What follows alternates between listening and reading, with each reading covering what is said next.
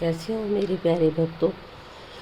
अब मैं आपको दोहा नंबर 188 से आगे की कथा सुनाती हूँ। एक बार राजा के मन में बड़ी ग्लानि हुई कि मेरे पुत्र नहीं है। राजा तुरंत ही गुरु के घर गए और चरणों में प्रणाम कर बहुत विनय की। राजा ने अपना सारा सुख गुरु को सुनाया। गुरु वशिष्ठ जी ने उन्हें बहुत प्रकार से समझाया और कहा, धीरज धरो, तुम्हारे 4 पुत्र होंगे जो तीनों लोकों में प्रसिद्ध और भक्तों के भय को हरने वाले होंगे। वशिष्ठ जी ने श्रृंगी ऋषि को बुलवाया और उनसे शुभ पुत्र कामिष्टि यज्ञ करवाया। मुनि के भक्ति सहित आहुतियाँ देने पर अग्निदेव हाथ में चरु खीर लेकर प्रकट हुए और दशरथ से बोले, वशिष्ठ जी ने हृदय में जो कुछ विचारा था वह सब तुम्हारा काम सिद्ध हो गया है। हे राजन, अब तुम जाकर इस पायस को जिसको जैसा उचित हो वैसा भाग बनाकर बांट दो। तदंतर अग्निदेव सारी सभा को समझाकर अंतर्ध्यान हो गए और राजा परमानंद में मगन हो गए। तब उनके हृदय में हर्ष न समाता था। उसी समय राजा ने अपनी प्यारी पत्नियों को बुलाया। कौशल्या आदि सब रानियां वहां चली आई।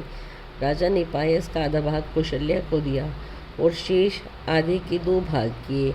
उनमें से एक भाग राजा ने कैकेयी को दिया। शेष जो भाग बच रहा था फिर उसके 2 भाग हुए।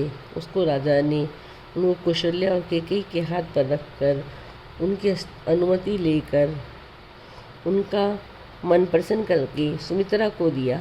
इस प्रकार सब स्त्रियां गर्भवती हुई। फिर वे हृदय में बहुत ही हर्षित हुई और उन्हें बड़ा सुख मिला।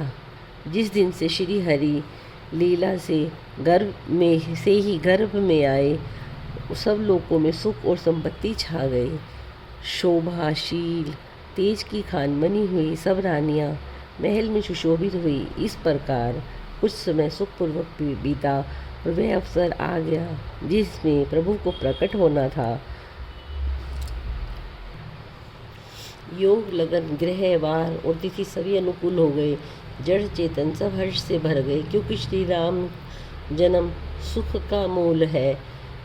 पवित्र चैत्र का महीना था। नवमी तिथि थी। शुक्ल पक्ष और भगवान का प्रिय अभिजीत मुहूर्त था। दोपहर का समय था। न बहुत सर्दी थी न धूप की गर्मी थी। वह पवित्र समय सब लोगों को शांति देने वाला था। शीतल मंद और सुगंध पवन बह रहा था। देवता हर्षित थे। संतों के मन में बड़ा चाव था। वन फूले हुए थे और पर्वतों के समूह मणियों से जगमगा रहे थे। सारी नदियां अमृत की धारा बहा रही थी। जब ब्रह्मा जी ने वह भगवान के प्रकट होने का अवसर जाना, तब उनके समेत सारे देवता विमान सजा सजा कर चले। निर्मल देवता आकाश देवताओं के समूह से भर गया। गंधर्वों के दल गुणों का गान करने लगे।